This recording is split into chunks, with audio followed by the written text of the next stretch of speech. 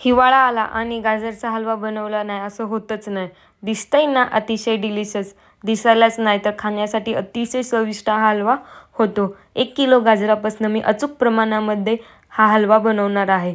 नमस्कार, निकिता मराठी रेसिपीमध्ये तुमचं खूप खूप मनापासून स्वागत आहे. चला तर मग रेसिपी सुरू करूयात. सर्वात पहिले आपण साहित्य पाहूयात. येथे मी 1 किलो गाजर स्वच्छ धुवून त्यावरची साल काढून हे पहा अशा प्रकारे किसून घेतलं आहे.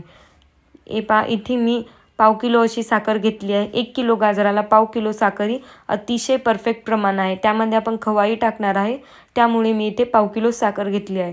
1 वाटी खवा, थोडीशी विलायची पावडर आणि तुम्हाला आवडते ड्रायफ्रूट्स तुम्ही त्यामध्ये टाकू शकता. इथे मी काजू आणि बदाम घेतले आहेत आणि अर्धा लिटर दूध घेतले आहे. 1 किलो गाजरला अर्धा लिटर दूध हे अतिशय परफेक्ट प्रमाण आहे. हे पहा इथे मी कढईमध्ये 2 चम्मच असे तूप घेतले आहे. तूप आपले व्यवस्थित वितळले की त्यामध्ये आपल्याला सर्व ही गाजर खीस टाकायची आणि व्यवस्थित ते सर्व तूप त्या गाजरला लावून घ्यायचं आहे. व्यवस्थित आपल्याला ते सर्व मिक्स करून घ्यायचं आहे. हे सर्व मिक्स करून आपल्याला 5 मिनिट कमीत कमी हे असेच वाफवून घ्यायचे आहे. आपल्याला त्यावरती प्लेट ठेवायची नाही आहे.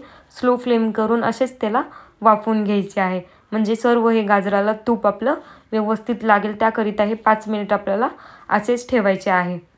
हे पहा अशा प्रकारे आपल्याला त्यामध्ये आपला कलरही आणखीन मस्त दिसेल त्याकरिता आपल्याला ते 5 मिनिट असेच ठेवून द्यायचे आहे. हे पहा 5 मिनिट झाल्यानंतर आता त्यामध्ये आपल्याला जे आपण अर्धा लिटर दूध घेतले होते ते आपल्याला त्यामध्ये टाकायचे आहे. येथे मी दूध गरम करून थंड केले आहे.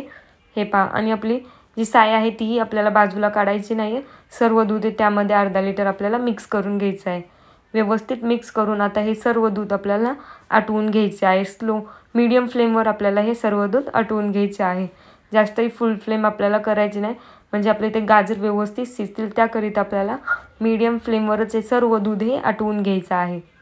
हे पहा थोड्याच वेळात आपले दूध हे व्यवस्थित आटले आहे. आता त्यामध्ये आपल्याला आपण जी साखर घेतली आहे ती त्यामध्ये टाकायची आहे.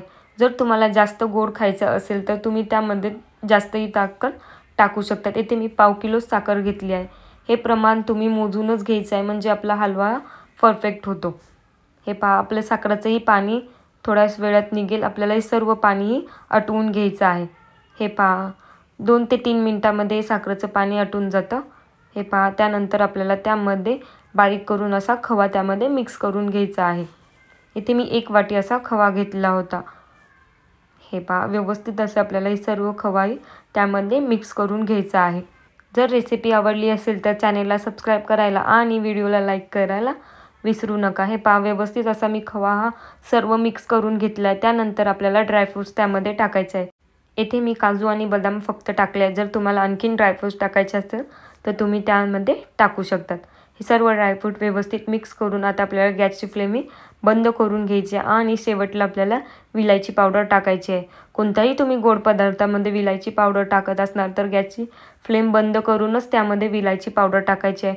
म्हणजे त्याचा जो स्वाद असतो आणि जो सुगंध असतो तो मस्त असा खुलून येतो. त्याकरिता आपल्याला विलायची पावडर ही शेवटलाच टाकायची आहे. हे पहा झटपट असा आपला गाजरचा हलवा तयार आहे. 1 किलोच्या प्रमाणामध्ये खूप सोप्या पद्धतीने मी गाजरचा हलवा केला आहे. जर रेसिपी आवडली असेल तर चॅनलला सबस्क्राईब करायला आणि व्हिडिओला लाईक करायला विसरू नका. चला तर मग पुन्हा भेटूया अशाच एक सोप्या रेसिपीसोबत. धन्यवाद माझा व्हिडिओ शेवटपर्यंत पाहण्यासाठी.